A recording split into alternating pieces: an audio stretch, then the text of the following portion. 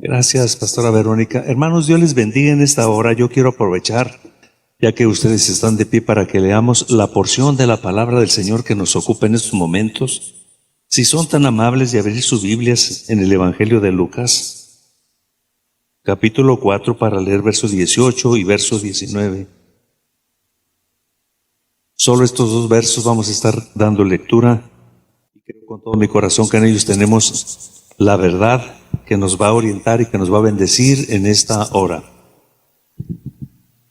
El Espíritu del Señor está sobre mí por cuanto me ha ungido para dar buenas nuevas a los pobres. Me ha enviado a sanar a los quebrantados de corazón, a pregonar libertad a los cautivos y vista a los ciegos, a poner en libertad a los oprimidos, a predicar el año agradable del Señor. Me acerco a tu presencia para pedir tu ayuda.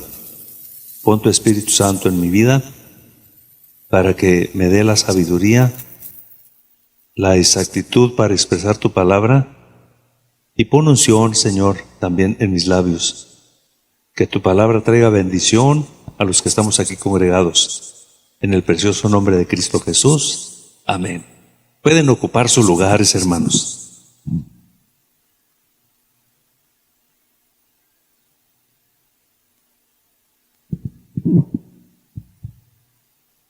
Hoy termino con esta parte que escogí, con esta serie que tomé, el ungido.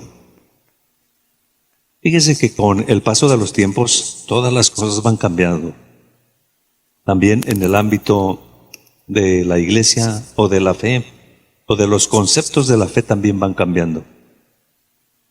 La palabra unción o la palabra ungido, en tiempos antiguos, se aplicaba para una persona que era apartada para hacer algún ministerio, o para servir en algún área, o para servir en cierta actividad relacionada entre Dios y el pueblo. Eso es lo que significa en términos así claros el ungido o la unción en tiempos antiguos. Hoy tiene otra connotación. Se ungía a un sacerdote con aceite y significaba que se le estaba apartando para ponerle a ese servicio exclusivo. El sacerdote, de hecho, es un puente entre los hombres y Dios. Se ungía al rey como una figura política para que sirviera y guiara al pueblo. Se le ungía con aceite. Se les nombraba que estaban ungidos. La palabra ungido era apartado para algo exclusivo o algo muy personal, muy especial. Eso es lo que se entendía por la unción.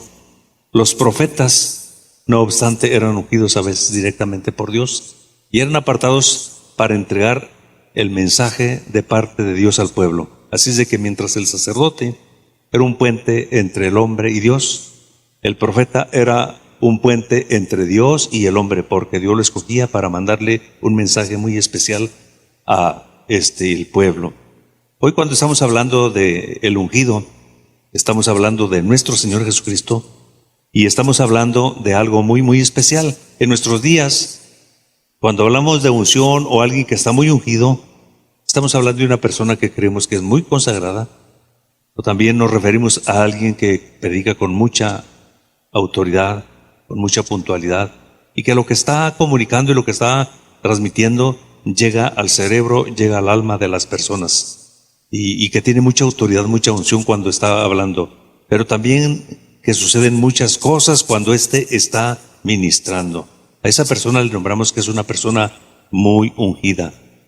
En los Estados Unidos, por mucho tiempo se levantaron evangelistas muy ungidos en el ámbito de que el mensaje que predicaban confrontaba y guiaba a la gente al arrepentimiento, a que se convirtieran. Incluso hay un libro intitulado Los 12 Generales de Dios. Ustedes lo pueden encontrar tal vez ahí en Google, en Internet, y pueden leer la vida de muchos de estos hombres. Kathryn Kuhlman está entre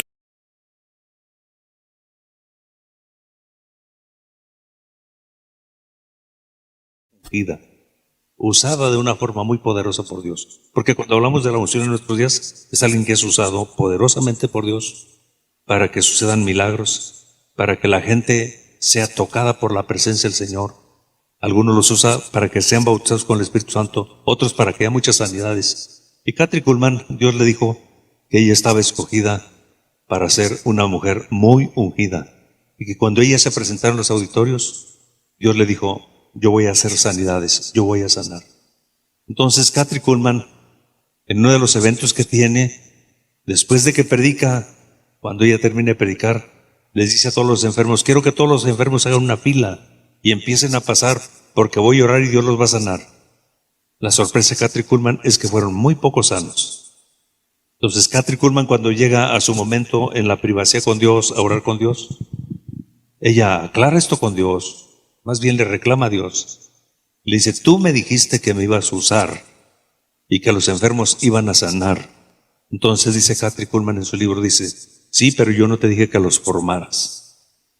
Dicen que cuando Kathryn Kuhlman predicaba, mientras predicaba, la gente empezaba a ser sana en el auditorio. Hoy eso es lo que entendemos por alguien que está ungido. Sin orar, empezaban a sanar, empezaban a suscitarse los milagros. Y es muy, muy contundente y es muy claro cuando Dios toca a alguien o sana a alguien. Pues se escuchaba la expresión de júbilo, gritos de adoración, cuando alguien era tocado y era sanado. Y yo escogí esta serie hablando del Señor Jesucristo como el ungido. Y en la primera reflexión que yo hice hablé del proceso de la unción. Y luego los 3 sermones siguientes que prediqué es el poder del ungido. Y hoy termino con esta serie del poder del ungido. De hecho, con el mejor de los respetos, en ningún tiempo se ha levantado otro hombre tan ungido como nuestro Señor Jesucristo, reconocido en todos los tiempos. Le obedecía el viento, le obedecía el mar, le obedecían los demonios. Donde se presentaba Cristo Jesús, gente que aparentemente era normal como los demás, cuando Jesús se presentaba, se le activaban los demonios. ¿Usted sabe de un pasaje? La palabra del Señor dice que esa ocasión fue Jesús a la sinagoga y había un endemoniado que estaba siempre ahí en la sinagoga. Era parte de los miembros de la sinagoga y él estaba tranquilo. Pero ese día que Jesús se presentó, el demonio lo azotó. Porque siempre la unción del Todopoderoso, cuando se hace presente, choca con el mundo espiritual maligno. Y estamos hablando de este tema que es muy interesante. Entonces, si Jesús es de los hombres más ungidos, cuando Él se presentaba en algunos de los lugares sucedían cosas muy preciosas. El asunto es que está en la sinagoga de Nazaret cuando le da el ministro el libro y lo toma y empieza a leer esto. Y cuando hablamos del poder del ungido, pues yo abordé ya las 2 primeras declaraciones que vienen ahí. Proclamar el evangelio o proclamar las buenas nuevas a los perdidos. Y luego esa declaración también contundente y especial que hizo nuestro Señor Jesucristo a sanar a los quebrantados de corazón. Y hoy lo invito para que veamos este tercer aspecto de lo que hizo el ungido, el poder de nuestro Dios Todopoderoso. Un poder que liberta, a libertar a los cautivos. Esta palabra es muy importante, libertar a los cautivos. Y es que la gente es cautiva de algo. Por ejemplo, cuando hablamos de las deudas, la gente es cautiva de las deudas. Es prisionero de esa parte. Y esto es bien, bien interesante. Si me permiten, a pregonar libertad a los cautivos. Este término, en su etimología griega, es aigmalotos. Y la palabra, literalmente, habla de alguien que ha sido tomado por su enemigo.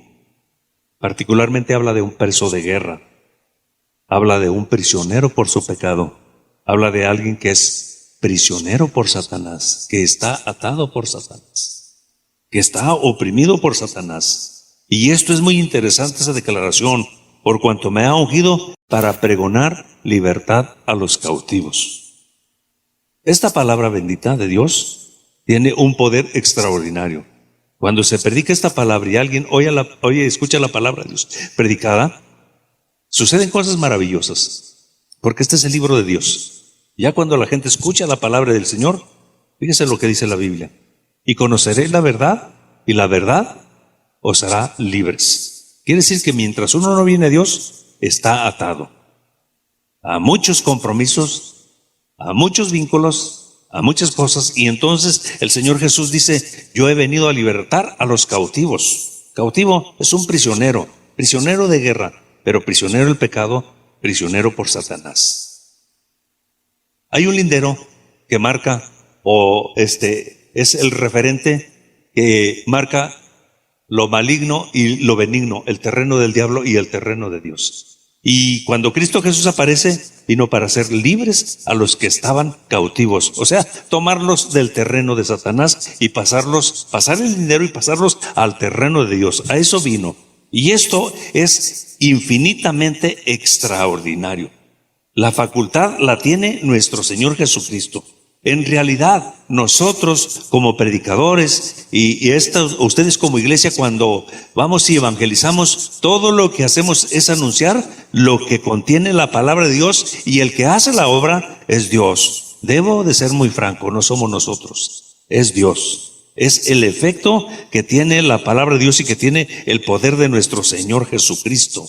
Y dice el Señor: el Espíritu del Señor está sobre mí, por cuanto me ha ungido para pregonar libertad a los cautivos. Antes usted y yo éramos prisioneros de pecado, éramos prisioneros de Satanás, estábamos atados por Satanás. Pero el día que Cristo Jesús llegó con el mensaje del Evangelio, empezamos a entender que necesitábamos volvernos a Dios, acercarnos a Dios, entregarle nuestra vida a Dios. Y cuando nosotros tomamos la decisión de decirle a Dios: te entrego mi vida, yo te necesito en mi vida, perdona mis pecados, en ese momento fuimos libertados. Libertar a los cautivos. Y esto es muy importante, la facultad de libertar a los cautivos del pecado y consecuencias propias del mismo pecado son solamente una facultad exclusiva del ungido,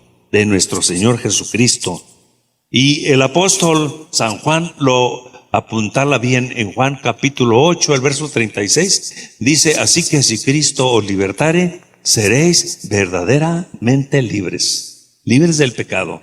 Un cambio. La gente piensa que a veces cuando alguien llega aquí y es un perfecto pecador, está atado tal vez al licor, está atado tal vez a las drogas. Escucha el mensaje de la palabra de Dios, escucha lo que está sucediendo en este servicio. La presencia de Dios está fuerte. Dios empieza a trabajar en su mente. Él empieza a experimentar una atmósfera que nunca ha vivido, una atmósfera que le trae tranquilidad, que le trae paz, pero que le trae una sensación aparte de la tranquilidad, le dan ganas de llorar, no sabe qué está sucediendo, no entiende mucho del lenguaje que se maneja en la liturgia de la adoración, pero Dios se empieza a mover y está usando el ambiente de las alabanzas, las palabras de las alabanzas, lo que está diciendo el predicador. Dios lo está tomando, lo está llevando a la mente y lo está llevando a los corazones de las personas, y Dios empieza a trabajar de una forma extraordinaria. Les dije, viene atado. Tal vez viene atado, es un perfecto, atado por el alcohol o atado por las drogas, y está escuchando. Llega el momento que Dios lo toca de tal manera que él termina llorando y termina entregándose al Señor. Cuando él sale de aquí, él se da cuenta cuando llega a casa que es otra persona. Vino a libertar a los cautivos. Lo libertó del pecado y lo libertó de las ataduras del alcohol o tal vez de las drogas. Sale, va a su trabajo, y en el trabajo se da cuenta que ya no es igual. Ya no puede hablar lo que hablaba. Llega el fin de semana y usted sabe lo que es en la mayoría de la gente. En lugar de irse a una cantina a gastarse lo que ganó con el sudor de su frente, no se va a ese lugar, ya no se puede ir, se va a su casa. La gente y los vecinos notan que hay un cambio. Se dan cuenta que asistió a un templo evangélico y piensan que el pastor lo cambió, o piensan que los hermanos lo cambiaron. Mire, nosotros no cambiamos a nadie, ni un servidor como pastor, ni la congregación. El que sí cambia es Cristo Jesús, a libertar a los cautivos. Él le pidió perdón a Dios, le entregó su vida a Dios y lo libertó del pecado. Era cautivo del pecado, era cautivo de los vicios, y el poder de Cristo Jesús lo libertó. El estrago o el efecto que hace la palabra: y conoceréis la verdad, y la verdad os hará libres, es maravilloso. Es más, usted y yo cuando llegamos aquí a Cristo Jesús teníamos muchas ataduras, Teníamos muchos traumas. De todo eso vino a libertarnos. Teníamos muchas supersticiones. Supersticiones que nos heredaron nuestros abuelos, nuestros papás. Porque hay muchas supersticiones. Y en cada superstición creemos que hay algo maligno, algo malvado, algo perverso. Pues de todo eso, y conoceréis la verdad, y la verdad os hará libres.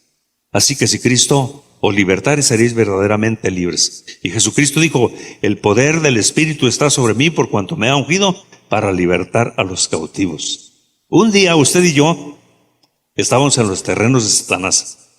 Y el día que Cristo Jesús llegó, nos tomó de donde estábamos, de los terrenos de Satanás, y nos hizo cruzar el lindero y nos puso en los terrenos de Dios. Hoy usted y yo somos hijos de Dios, porque Él nos compró con su sangre y porque Él nos hizo libres. Dale palmas al Señor. Sea bendito el nombre de Cristo Jesús para siempre.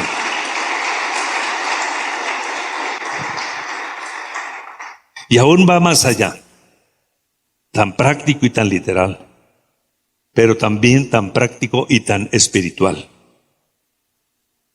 Lo describe Pablo de una forma muy contundente, porque sucedió en algo que usted y yo conocemos, en compromisos en los que luego estamos atados, en contratos que luego hacemos que son tal vez muy terrenales, muy literales, pero van más allá, hay algo espiritual. Quiero que leamos lo que dice Pablo en Colosenses capítulo 2, el verso 14.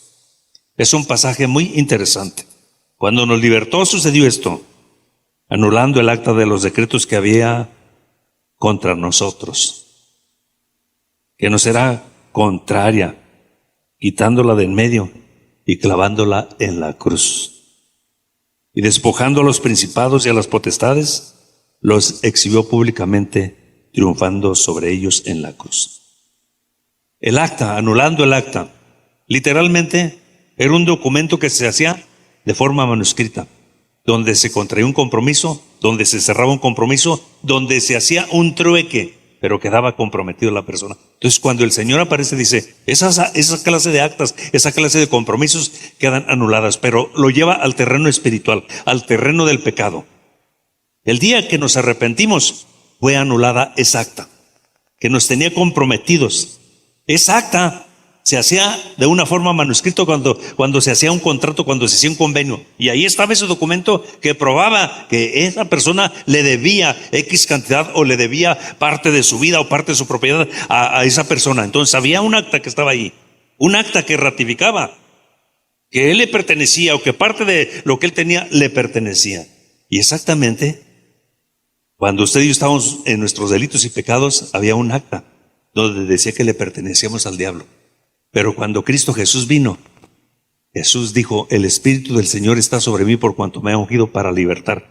Anuló esa acta que era contraria a nosotros. Pero luego fíjese lo que dice la palabra del Señor de una forma muy especial. No solamente hubo un cambio en nuestras vidas, en el ámbito espiritual sucedieron cosas maravillosas. Vea lo que dice la palabra del Señor en el verso 15. Y despojando a los principados, habla de la jerarquía de demonios, porque siempre están orquestados, están muy organizados. Y a las potestades los exhibió públicamente, triunfando sobre ellos en la cruz. Cristo Jesús venció a Satanás y a los demonios en la cruz. Pensó que había ganado, pero cosa curiosa, son los hombres aparentemente, pero a Cristo, Satanás y los demonios le tenían más miedo de muerto que cuando estaba vivo, porque él había dicho que se iba a levantar, y al tercer día se levantó. No le montaron guardia las 24 horas para que supuestamente no se lo robaran. Sabían que Jesucristo se iba a levantar. Entonces, en la cruz del Calvario, el Señor Jesucristo venció los principados, las potestades y nos hizo libres. Por eso es que mayor es el que está en nosotros que el que está en el mundo. Dale palmas al Señor en estos momentos. Sea bendecido el nombre de Cristo Jesús. El Señor Jesús hace la declaración, el Espíritu del Señor está sobre mí por cuanto me ha ungido para dar vista a los ciegos. Esa declaración es especial. poder que sana, poder que da vista a los ciegos. La palabra en griego es tuflos. Lucas escribió dos de los libros que están aquí en la Biblia, el Evangelio y el libro de los Hechos. Lucas era un médico. Para Lucas no había algo más maravilloso que Dios o que Cristo Jesús o que una persona que estaba ciega fuera sana. Era lo más glorioso, era lo más significativo. Era impresionante para Lucas como médico que alguien que estaba ciego de repente recuperara su vista o viera. Pero usted y yo, si utilizamos la lógica, debe ser algo muy catastrófico, muy horrible, que alguien que ve de repente pierde la vista al 100%. Debe ser algo terrible, algo horrible. Para Lucas en esta ocasión, lo más maravilloso es que un ciego sanara. La palabra ciego se menciona 50 veces en el Nuevo Testamento de personas que tenían ese problema. Y hay que compaginar en esta ocasión lo que dice esa declaración. A dar vista a los ciegos es poder exclusivo de nuestro Señor Jesucristo. Si lo compaginamos o lo entrelazamos con lo que escribió Juan. Juan en el capítulo 9 de su Evangelio, Juan capítulo 9 versos 1 al 4, quiero que vea esto. Y al pasar Jesús vio a un hombre ciego de nacimiento. Y le preguntaron sus discípulos diciendo: Maestro, ¿quién pecó, o sus padres, para que haya nacido del todo ciego? Respondiendo Jesús: no es que pecó ni sus padres, sino para que la obra de Dios se manifieste en él. Me es necesario hacer la obra del que me envió, entre tanto que el día dura y la noche viene cuando nadie puede trabajar. Esto es interesante. Hay dos cosas aquí muy importantes. Número uno, en aquel tiempo en la cultura judía existía el concepto que cuando a alguien le pasaba algo feo o negativo, era por consecuencias del pecado. En nuestros días, cosa curiosa, pero también se piensa luego eso, que es por cuestión de pecado. ¿Me permite hacer una precisión? ¿Y quién no falla? ¿Y quién no peca? Por eso la Biblia dice: hijo, estas cosas te escribo para que no peques. Pero si pecas, abogado tenemos para con el Padre, a Jesucristo el justo. Él es la ofrenda por tus pecados, y no solo por los tuyos, sino por los de todo el mundo. O sea que sí me explico. Si eso fuera, pues todos estaríamos dados al traste. Porque siempre, en aquel tiempo, fíjese, los discípulos, los que andaban con el Señor. Luego nosotros usamos algunas frases: ¿y eso qué son los discípulos? ¿Se acuerda de eso? Cuando nosotros somos hermanos y estamos pidiéndole a alguien que nos regrese algo que le prestamos o que le pagamos, ¿y eso qué eres, hermano? Eso se le nombra chantaje. Pero aquí los discípulos en esta ocasión, fíjese, ven al ciego de nacimiento. Y lo primero que surge: bueno, ¿por qué este castigo? Pues ¿quién es tan pecador para que haya nacido así? ¿O es culpa de los papás o es culpa de él? Y le hacen la pregunta, porque siempre tenemos a veces esos parámetros de enjuiciar, de condenar. Allá en aquel tiempo existían, ahora existen. Cuando a alguien le pasa alguna catástrofe, sucede algo así fuerte, negativo, lo primero que pensamos: está en pecado. Es lo primero, pero ya los orienté. ¿Y quién no le faltamos al Señor? Pero hoy tenemos un Dios de amor y de gracia, y cité la palabra. Él está esperando que nos arrepintamos y vengamos a Él. Lo otro, lo que Dios permite, los cauces o las situaciones difíciles que no entendemos, las situaciones difíciles, cuando Dios las permite, las va a utilizar siempre para bien, para bendecirte. Y vean lo que dice: no es que pecaron sus papás, ni esto es para que el nombre de Dios se glorifique. Cuando te pase una situación difícil, si Dios la está permitiendo, al final no se te olvide que Dios la va a tornar, la va a encauzar para bien, para bendición, para que el nombre de Dios sea glorificado. O sea, Dios se va a manifestar, va a ser algo especial, va a ser algo poderoso ahí en ese momento. Digo: no, esto no está así. Esto no es lo que ustedes piensan. Esto Dios lo preparó para este momento, para que el nombre de Dios sea glorificado. Me llama la atención esta declaración especial. la diversidad de las diferentes formas en las que el Señor Jesucristo utilizaba, los diferentes métodos que el Señor utilizaba para curar a los enfermos, nunca fueron ocurrencias del Señor Jesucristo. Siempre venían dirigidas del cielo, porque el Señor se detiene para atender a ese ciego. El método que utiliza Jesús es un poco raro, sacado de contexto de aquel tiempo, porque el Señor Jesús se inclina hacia el suelo, con su saliva hace lodo, y luego cuando hace lodo se lo pone al ciego. Te ilustro esto. Si usted y yo pasamos por una parte donde está una persona, un invidente, y tiene un sombrero o tiene algo pidiendo ayuda, pero usted y yo, en lugar de darle alguna ayuda, nos agachamos y hacemos lodo. Ahí, si hay tierra ahí, hacemos lodo y le ponemos en los ojos. ¿Qué va a pensar la gente cuando nos ve haciendo eso? ¿Qué va a pensar? Que nos estamos burlando de él. Van a pensar mal de nosotros. Pues el Señor Jesucristo dedica todo el tiempo, se inclina, con su saliva hace lodo, se lo pone en los ojos y le dice: ve a lavarte al Siloé. Seguramente que sabía por dónde estaba el Siloé, ya me lo imagino, haciendo esta señal para no tropezarse, para no caerse. Llega al Siloé, se lava y los ojos le son abiertos enseguida. Lo que dice Lucas es el milagro más sorprendente y más maravilloso. Regresa y empieza el momento del conflicto. Empieza la evaluación de sus conocidos. Alguien dijo: pues ¿qué no es el ciego? Otros decían: pues a él se parece. Pero él les decía: yo soy. Yo estaba ciego, pero ahora estoy viendo. Lo más tremendo, qué cosas tan terribles que a veces nosotros nos ponemos a tratar de evaluar las cosas espirituales conforme a lo que nosotros creemos, y luego lo creemos tan a pie juntillas que pensamos que estamos en lo correcto. Los contemporáneos, y debe haber sido algún grupo de los más entendidos, se acercan a él. ¿Cómo se llama el que te sanó? Pues no sé, dice: él me sanó y me dijo que me puso lodo, y me dijo que me fuera a lavar a Siloé, y yo le creí, y yo estoy viendo.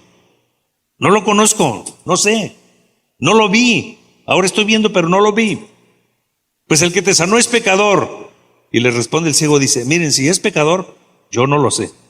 Yo lo único que sé que yo era ciego y él me sanó. Hagan lo que quieran, búsquenle los defectos que quieran. Cosa tan terrible, ¿verdad? Buscándole pecados al Señor Jesucristo. Hebreos dice que Jesús fue tentado en todo, pero sin pecado. Pues aquellos se arrojaron y dijeron: el que te sanó es pecador. Nunca emitamos evaluaciones de juicio contra algo espiritual que sucede en una congregación o con una persona. Es lo peor que podemos hacer. Traspasamos la línea, nos metemos con Dios, ya no tanto con la persona. El que te sanó es pecador. Oiga, qué terrible, qué faltos de respeto. Pero el ciego, que no tenía la capacidad de los que estaban evaluando, ni el nivel que tenían los que estaban evaluando, porque los que estaban evaluando era gente entendida, les dijo: miren, si es pecador, yo no lo sé. Yo de lo que sí estoy bien consciente y bien seguro, que él me sanó. Me puso lo en los ojos, me dijo que me fuera a lavar a Siloé, y yo estoy viendo. Esto es maravilloso, a dar vista a los ciegos. Y solamente le menciono esto, que todavía Cristo Jesús sigue sanando a los ciegos y puede sanar a los ciegos porque Él está en el trono. Sea bendito el nombre de Cristo Jesús. Esto es especial. Dale esas palmas al Señor.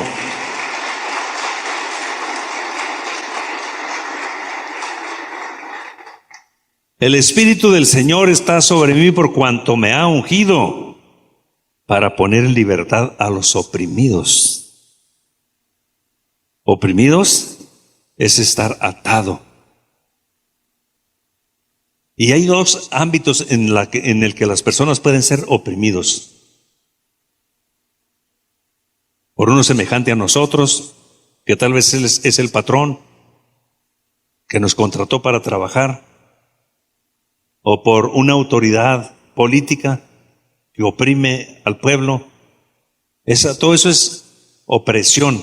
Pero cuando está hablando aquí en esta ocasión, a libertar a los oprimidos, es aquel que está oprimido del corazón, de su alma y de su cuerpo, oprimidos por las adversidades, oprimidos por las ataduras del pecado, oprimidos por las ataduras de Satanás y los demonios, a poner en libertad a los oprimidos. Esto es interesante, esto es muy importante. Es conmovedor saber que Jesús tiene el poder de la unción, o en la unción actuaba siempre para cumplir la misión que Dios le había mandado. Y en esta ocasión es para libertar a los oprimidos. Puede ser una opresión social, ideológica, puede ser también una opresión emocional, puede ser psicológica, puede ser demoníaca. No sé si le habrá tocado escuchar alguna ocasión que llega usted a un lugar y se siente un ambiente, pues permítame decirlo, decimos pesado. Se siente el ambiente, la atmósfera rara. Los de la nueva era dirían: hay muchas malas vibras en este lugar. Nosotros, la palabra que manejamos, aquí hay mucha opresión. Solo nosotros entendemos lo que estamos diciendo. Hay una fuerza negativa. Hay una fuerza mala. Opresión. Hay una fuerza espiritual. Este mundo se rige por dos fuerzas espirituales, una benigna y la otra maligna. La maligna es de Satanás, cuando fue expulsado del cielo, y fue expulsado con una tercera parte de los ángeles. Entonces se convirtieron en ángeles caídos, ahora son demonios. La opresión en la atmósfera. Por eso Pablo, cuando habla de Satanás, dice que principados, potestades, huestes espirituales en los aires. Entonces, luego decimos así, y usted lo habrá escuchado, y nosotros tal vez entendemos un poco lo que estamos diciendo, otra gente jamás no lo va a entender. Llega usted a un lugar, usted es un hijo de Dios, estuvo buscando al Señor fuertemente a Dios en esa semana, y llega a un cierto lugar, lo invitaron a un cierto lugar, y en cuanto usted entra, siente que en la atmósfera hay algo, y luego decimos: aquí hay mucha opresión. Nosotros entendemos lo que estamos diciendo. La gente que no conoce a Dios no sabe lo que estamos diciendo. Y no todos discernimos lo mismo, ni entendemos lo mismo. Jonathan Edwards por eso dijo: cuando alguien busca fuertemente al Señor y empieza a cantar o empieza a ministrar, es bendición para todos los que son hijos de Dios. Pero cuando alguien busca fuertemente al Señor y pasa esa persona que busca fuertemente al Señor por una parte donde está alguien que es satanista, que es brujo, que es hechicero, se le activan los demonios que trae en él y empiezan a despotricar contra ese siervo de Dios. Y esto es bien interesante. Hay mucha opresión, se dice. Bueno, hay lugares que están oprimidos, pero ¿sabe cómo se libertan? Orando, alabando al Señor. Pero cuando las personas están oprimidas, el único que las puede libertar es el Señor. Y los lugares esos, el único que los puede libertar es el Señor. Sea bendito el nombre de Cristo Jesús, a libertar a los oprimidos. Hay gente que está oprimida. Les comparto lo siguiente. Llegó la información a nuestra congregación. Hay un grupo que esta semana que viene, para que estén orando por ellos, van a ir a orar por una persona que está oprimida. Ha sido atendido por psicólogos, psiquiatras, y todos los estudios que le han hecho no ha funcionado. Y ya los psicólogos y los psiquiatras terminaron diciendo: es que esto es espiritual, vayan a una parte donde trabajan esto es espiritual. Y hay un grupo de personas que va a ir de esta congregación a ministrar a esta persona. Estamos hablando de alguien que está oprimido, de alguien que está atado, de alguien que está poseído. Y es curiosa y es preciosa la declaración: el Espíritu del Señor está sobre mí por cuanto me ha ungido para libertar a los oprimidos. Hay gente que está oprimida, hay gente que está atada. Es una fuerza espiritual, invisible, pero está atada, está oprimida. Y Cristo Jesús vino a libertar a los oprimidos. Y esto es muy interesante y muy especial. Cuando usted esté pasando por momentos difíciles, no deje que esos momentos difíciles lo opriman. Usted lo que tiene que hacer es decirle al Señor: estoy pasando por este momento difícil, este problema quiere tomar control de mi mente, oprimir mi corazón, llenarme de tristeza, llenarme de depresión, pero yo en estos momentos acudo a tu presencia y te pido en el nombre de Jesús que me hagas libre, que me quites esta opresión, esta carga que traigo. Sea bendito el nombre de Cristo Jesús. Cristo Jesús para eso apareció, para libertar a los oprimidos. Sea bendecido el nombre del Señor. El poder de la unción que había en Cristo Jesús era único. Le menciono el siguiente caso. De una forma muy palpable, en una de las sinagogas había alguien que era miembro de esa sinagoga y siempre había estado tranquilo. Hasta una ocasión que Jesús visitó esa sinagoga, dice que el demonio se activó en él y lo azotó, y el Señor Jesús fue y lo ministró y lo declaró libre. Y esto es muy interesante. Le menciono lo que dice Pablo, que nosotros no tenemos lucha contra carne y sangre. Está minimizando las debilidades de la carne y la sangre que usted y yo tenemos. Pablo dice que nuestra lucha es contra principados, contra potestades, contra gobernadores de los aires. Contra ellos es nuestra lucha, es nuestro pleito. Pero también Juan puntualiza, dice, mayor es el que está en nosotros que el que está en el mundo. Así es de que el que nos libertó a nosotros de la opresión, nos capacitó para que ministremos a los que están oprimidos y sean libertados en el nombre de Cristo Jesús. Te menciono lo siguiente, no lo vas a hacer tú, no lo haría yo, es el Señor a través de nosotros. Dios todo lo que está esperando y el Señor Jesucristo lo que está esperando, que tú y yo le prestemos nuestros labios para pronunciar libertad a alguien que está oprimido, que está atado, que está poseído.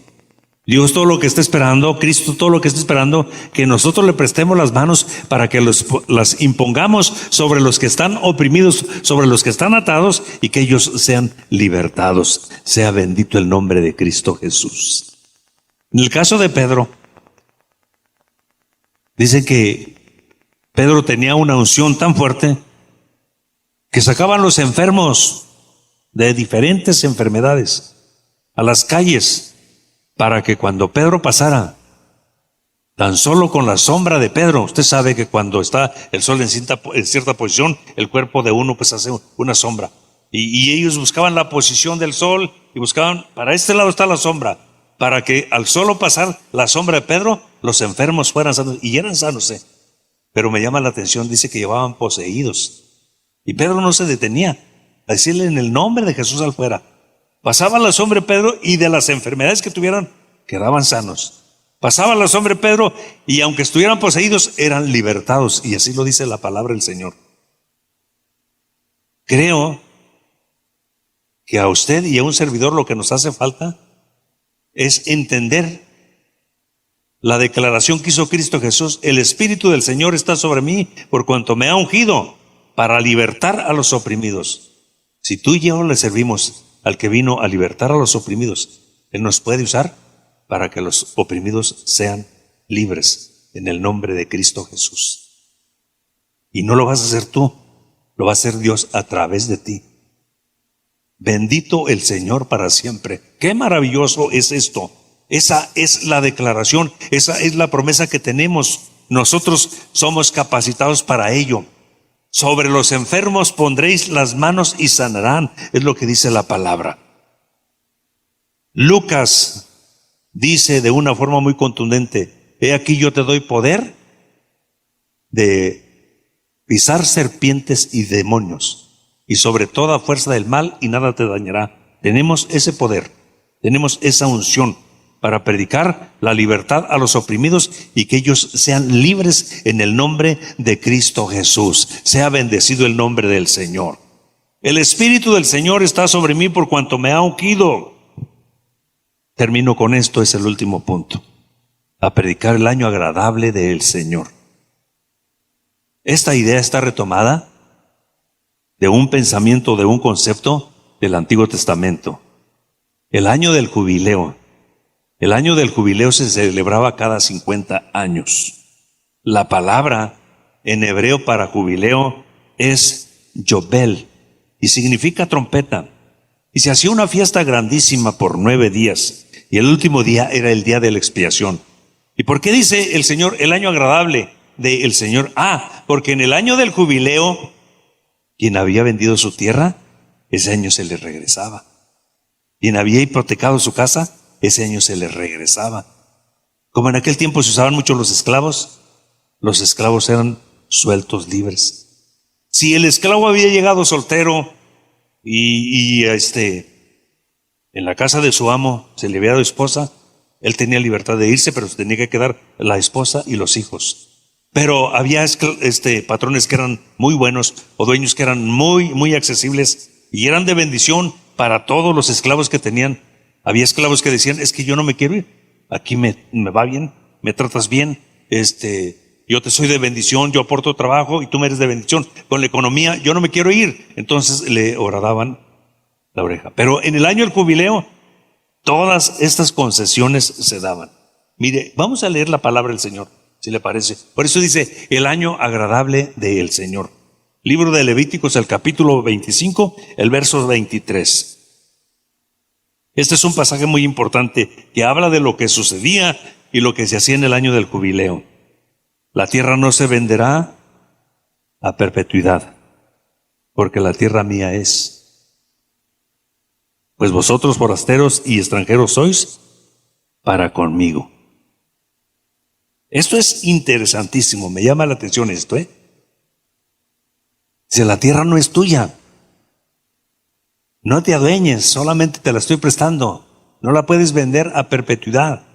Tienes que regresársela a su dueño. Con esto, mediante el jubileo, se conservaba cierto equilibrio económico, evitando el latifundismo y la acumulación de bienes en unos cuantos. Esa es la realidad. O sea, que lo que está diciendo, cuando llegó el año de la bendición del Señor, llegó el favor de Dios a la vida.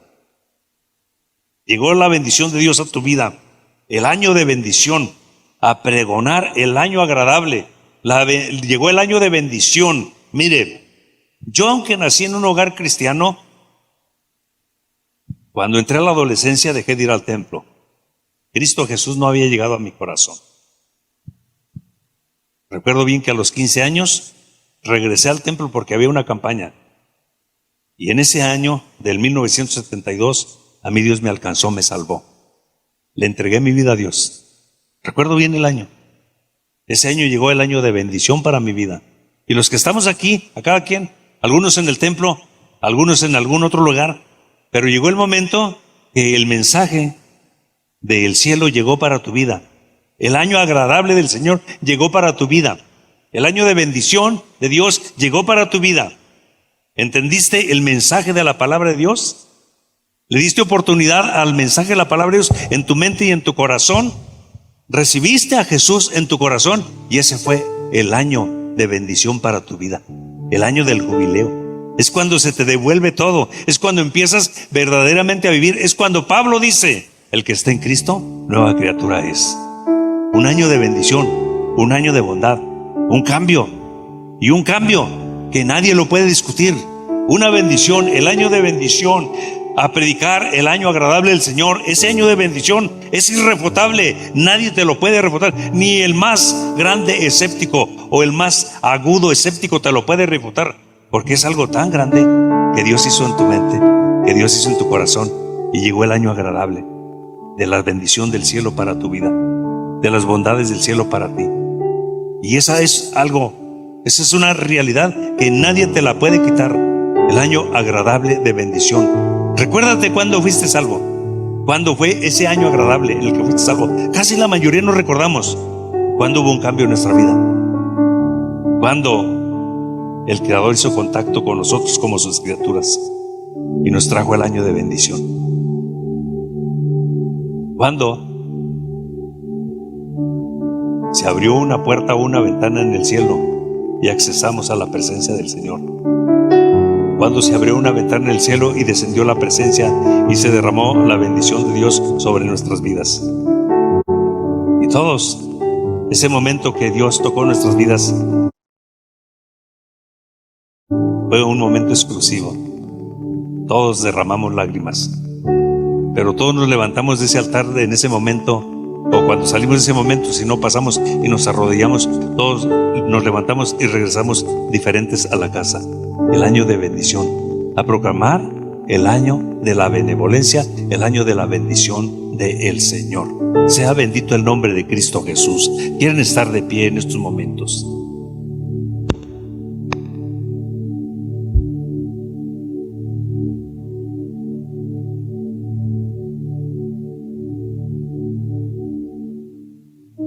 quiero invitarles para que le agradezcamos al Señor en esta hora.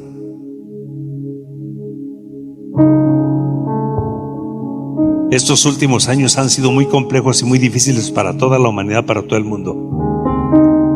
Pero para la iglesia del Señor ha sido el año del jubileo, el año de la bendición. Mire que estamos aquí en casa de Dios.